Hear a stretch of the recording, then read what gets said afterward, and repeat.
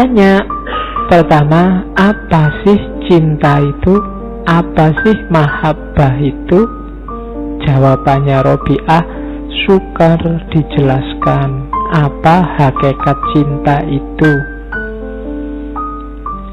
Sudah banyak orang pingin ngomong tapi tetap tidak memuaskan.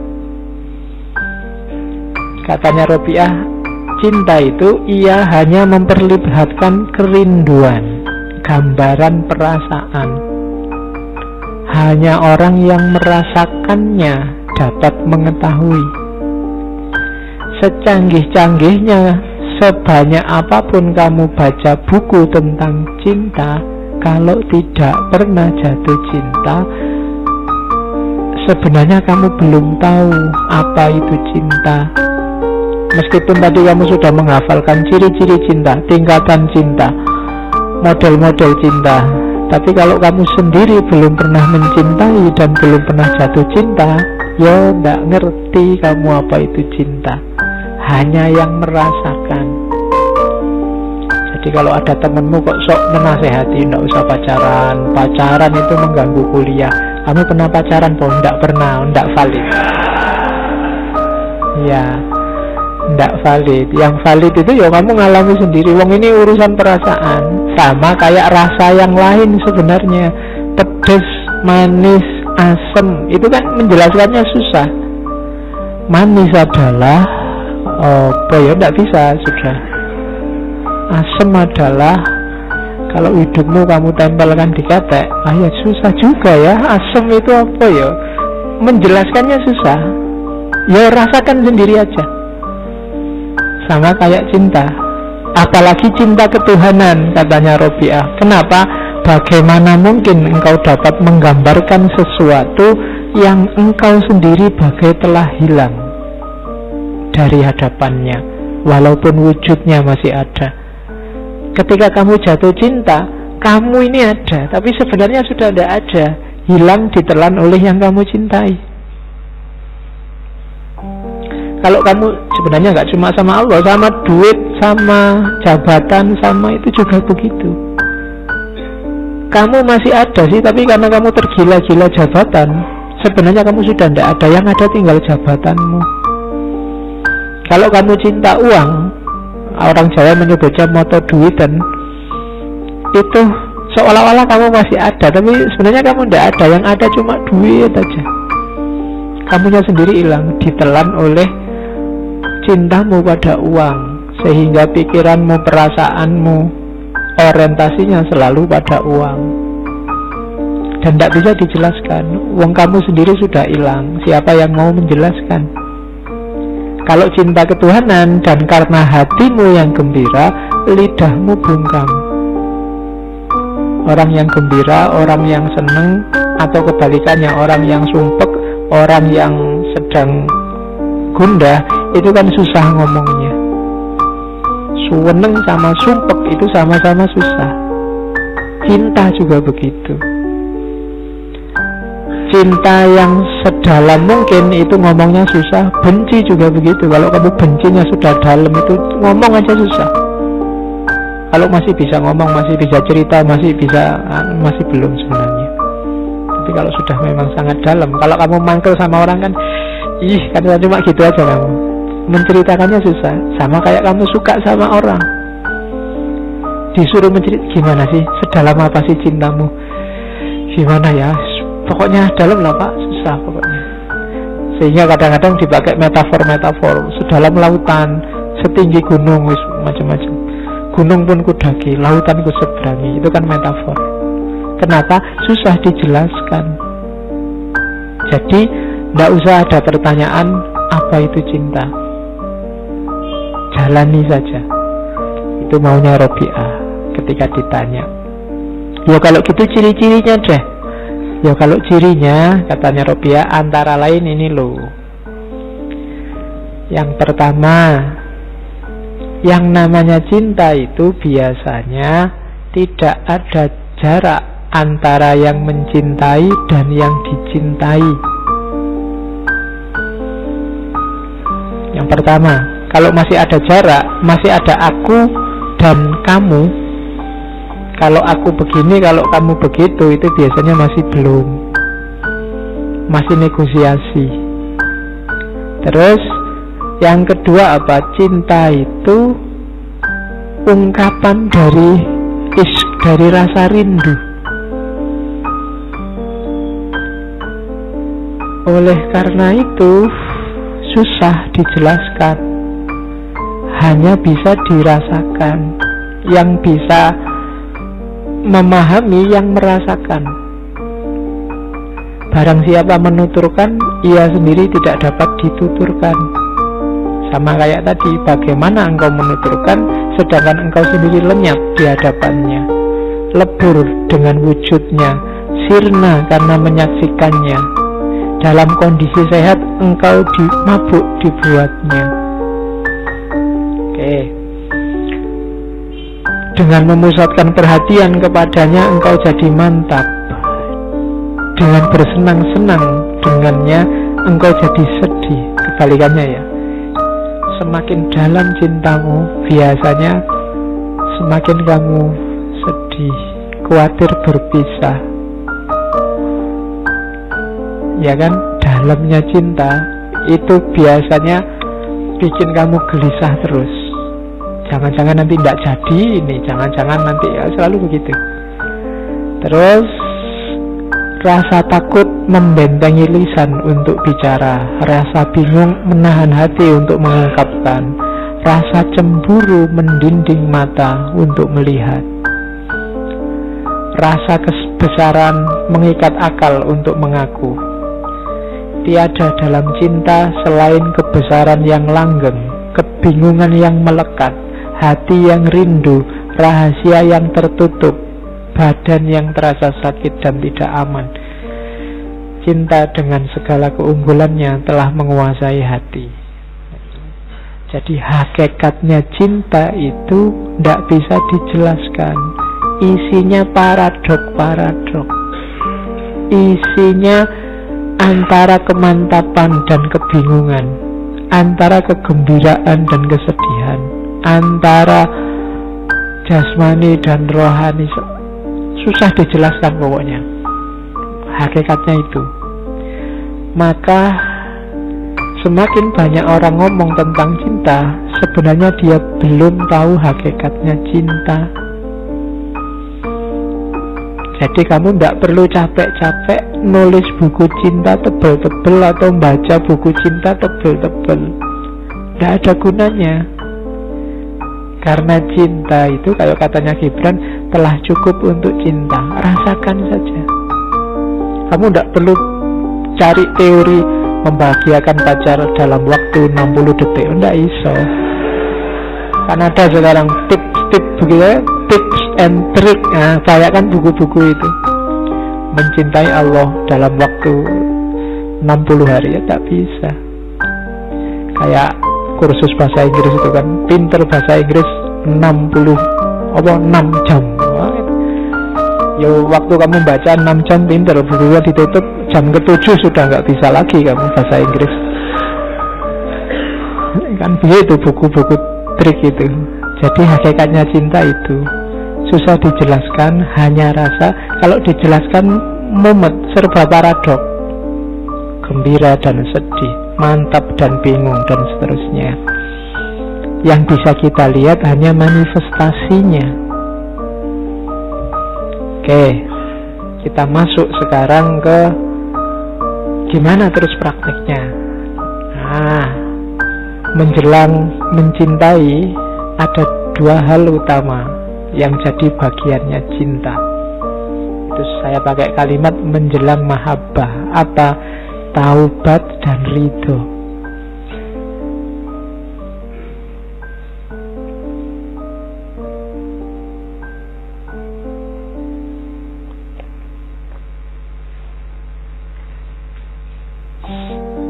Jadi tidak mungkin kita bisa cinta pada Allah kalau kita bermaksiat, melanggar perintahnya Allah secara sengaja. Kalau kita masih melakukan hal yang dibenci oleh Allah dan kita sadar itu dibenci, berarti kita belum cinta. Kalau Allah tidak suka kita maki-maki orang, dan kita sadar kalau kita itu maki-maki orang yang tidak disukai oleh Allah, berarti relasi kita sama Allah belum cinta. Kayak tadi di makomat sufi, yang paling awal yang harus kita lakukan adalah taubat. Saya bilang tadi kita selama ini masih baru istighfar, belum taubat. Ya nanti di banyak kitab, termasuk kitabnya Ghazali, disebutkan syarat dan rukunnya taubat. Tapi Robiah punya pandangan sendiri. Taubatmu diterima atau tidak, itu sebenarnya awalnya dari Allah. Keinginanmu untuk bertaubat, itu awalnya adalah keinginannya Allah, bukan keinginanmu. Itu yang bikin kadang-kadang ya kamu habis sholat sih tiap hari astagfirullahaladzim, tapi ya keluar masjid ya kembali lagi ke asal. Itu karena memang Allah belum menghendaki kamu tobat beneran. Jadi tobat itu sejenis hidayah, katanya Robiah. Jadi kalau Allah membukakan pintu taubat, kalian akan tergerak untuk bertobat. Maka bersyukurlah kalian kalau kamu tergerak untuk bertaubat, berarti Allah sedang peduli sama kalian. Kalau Allah tidak menghendaki, ya kamu tidak akan memasuki pintu taubat itu. Mungkin kamu merasa benar terus, merasa baik terus. Itu berarti Allah sedang tidak mau kalian mendapatkan ampunannya, memasuki pintu taubat. Jadi ada orang tanya pada Robiah, kira-kira aku ini kan maksiatnya banyak, kalau aku tobat diampuni tidak oleh Allah? Katanya Robiah, kebalik. Kalau Allah berkenan membukakan pintu taubat, kamu akan taubat diampuni. Tapi kalau Allah nggak membukakan pintu taubat, Allah nggak akan mengampuni. Jadi taubat itu pasti diterima, Allah Maha Pengampun. Tapi untuk melahirkan kesadaran saya ingin tobat, itu kuncinya lagi-lagi di Allah, bukan dalam diri kalian. Maka bersyukurlah yang tergerak dan sadar untuk bertobat. Berarti Allah masih sayang pada kalian. Jadi ada kan orang yang janjinya ya wis jelas bolak-balik salah, tapi kok merasa benar terus. Berarti memang Allah belum membukakan pintu taubat. Membukakan pintu taubat itu bukan kamu yang mengetuk pintu terus Allah yang buka pintu, tapi Allah yang menggerakkan hatimu untuk mengetuk pintu. Jadi jawabannya Robiah, enggak, pertanyaanmu salah. Jadi bukan kalau aku bertobat apa Allah menerima. Kalau Allah mengizinkanmu bertobat, maka kamu akan tobat dan pasti Allah menerima. Oke, jadi taubat itu pertama-tama hidayah Allah. Maka mintalah Allah hidayah biar kamu bertaubat beneran. Selama ini kan kita taubatnya masih kadang iya kadang tidak. Kalau waktunya sadar istighfar sampai nangis-nangis. Tapi kalau waktu kumat, ya kembali lagi ke asalnya. Nah itu namanya masih belum serius.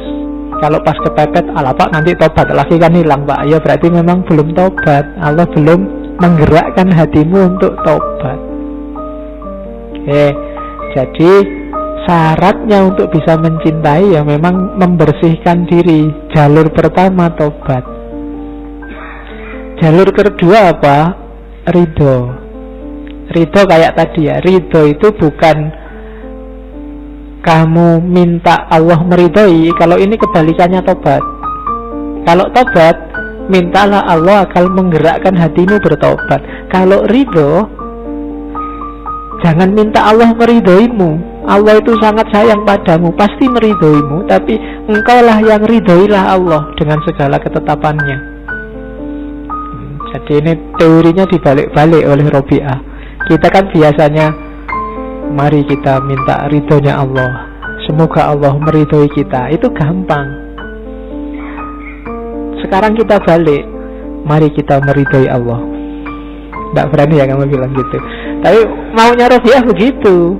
Mari kita meridhoi Allah itu apa artinya? Apapun yang terjadi, apapun yang sekarang berlangsung, kita ikhlas, kita rela, kita terima. Wong ini semua dari Allah. Itu namanya meridhoi Allah.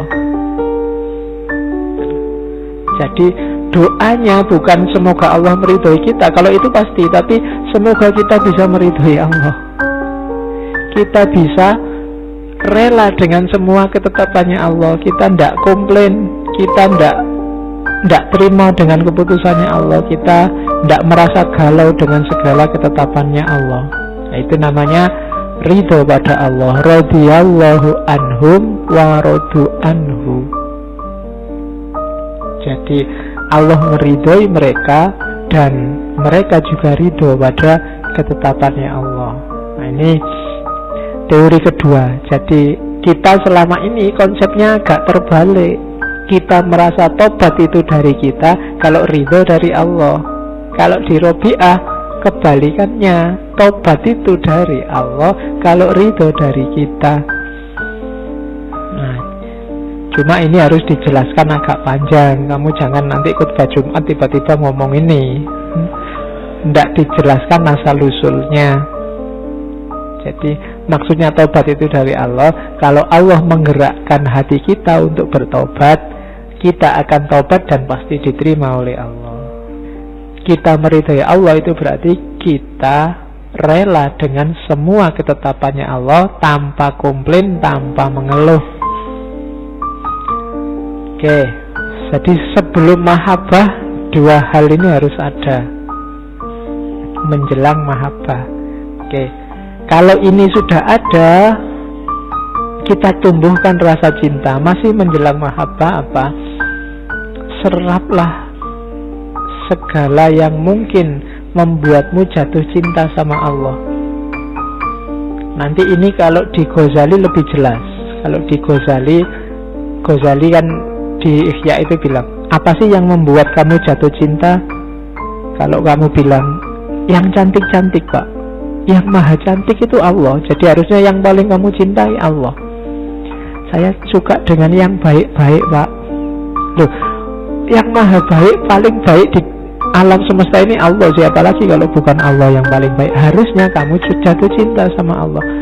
Saya mungkin perempuan, saya suka yang maco-maco Pak, yang kuat Pak. Loh, yang paling kuat dan kuasa itu Allah. Harusnya kamu jatuh cinta sama Allah. Saya suka yang indah-indah Pak, yang paling indah itu Allah. Harusnya juga kamu jatuh cinta pertama-tama sama Allah. Nah, itu Ghazali. Jadi menyerap keindahan dan keagungan Allah, hasilnya pasti cinta. Kalau di Rabi'ah kan ada syairnya. Jadi, Tuhan, semua yang aku dengar di alam raya ini, ocehan burung, desir dedaunan, gemercik air di pancuran, nyanyian burung bersahutan, hembusan angin, suara halilintar, dan suara kilat yang berkejaran. Kini kusadari sebagai tanda bukti atas keagunganmu dan sebagai saksi abadi atas keesaanmu, juga sebagai kabar bagi manusia bahwa tak satu pun ada yang menandingimu dan menyekutuimu. Jadi ini sebenarnya syair ini muncul ketika Rabi'ah merasa galau. Aku ini termasuk wanita solihah, kok pekerjaannya main seruling dan menyanyi. Jangan-jangan Allah tidak suka ini. Tapi setelah dia mendengarkan alat semesta, melihat keindahan alam, dia sadar bahwa ternyata bunyi-bunyian, termasuk segala keindahan yang lain, itu justru menunjukkan keberadaan Allah. Mulailah dia jatuh cinta sama Allah. Serulingnya ditinggalkan, nyanyinya ditinggalkan. Bukan karena seruling dan nyanyi mungkin menurut dia sesat, tapi karena dia mulai jatuh cinta sama Allah. Kalau sekedar suara, kan dia melihat alam semesta ini isinya penuh dengan suara. Kalau suara seruling itu dianggap sesat, berarti semua suara yang lain juga bisa. Ada suara halilintar, suara burung ngoceh, suara. Kalau suara itu sesat. Cuma Robiah enggak karena itu dia meninggalkan serulingnya, tapi karena dia tergetar menyerap keindahan dan keagungan Allah. Kalian yang belum bisa menangkap keindahan dan keagungannya Allah, susah untuk jatuh cinta sama Allah.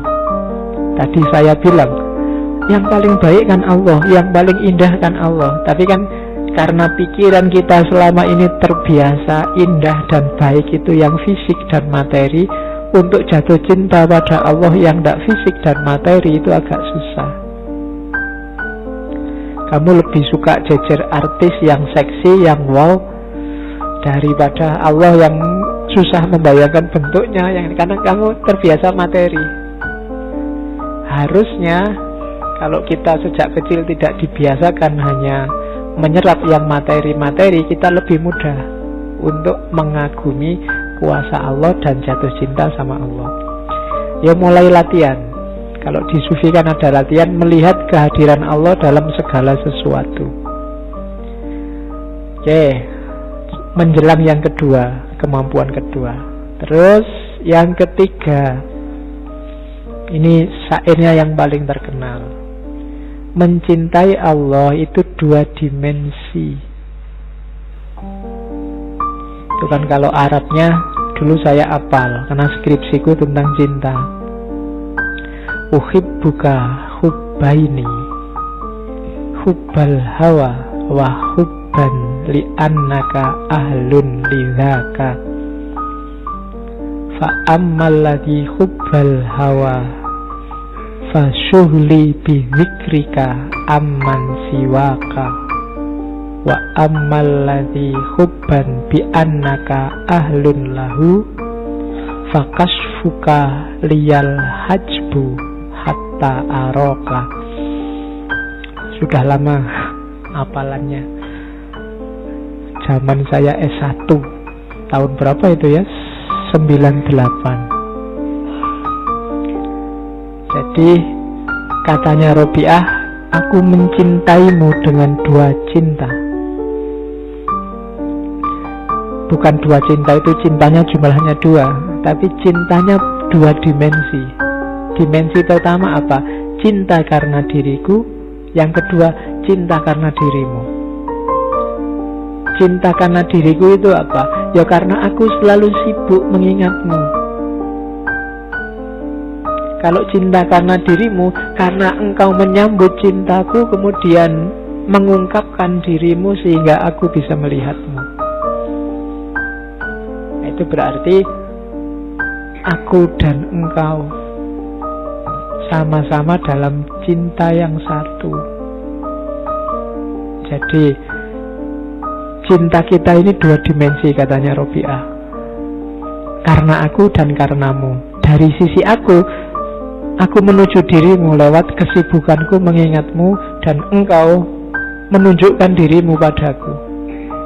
Nah, cuma selanjutnya, baik untuk ini maupun untuk itu, pujian bukanlah bagiku. Bagimulah pujian untuk semua itu.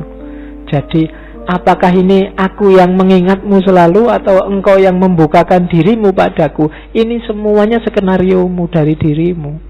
Jadi yang layak dipuji kalau ini baik itu hanya engkau, bukan aku.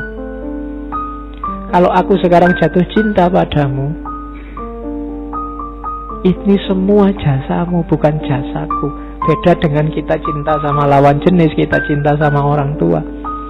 Itu kan aktornya kita. Tapi dalam cinta ketuhanan ini hanya Allah yang ada. Jadi pujian hanya layak bagi Allah. Yang layak dipuji itu hanya engkau, bukan aku. Itu jadi cinta itu melibatkan 2 dimensi. Dimensi aku yang mencintai dan engkau yang dicintai. Cuma 2 dimensi ini sebenarnya hakikatnya skenario dari engkau yang dicintai, yaitu Allah. Maka yang layak dipuji hanya engkau ya Allah, bukan aku. Jadi Maksudnya Robiah, aku tidak akan membangga-banggakan bahwa ini loh aku sufi, mencintai Allah. Kalau berdoa nangis-nangis, jamaah aku nangis kabeh kalau dengerin aku doa. Tidak begitu. Yang layak dipuji hanya engkau dalam kisah cinta ini.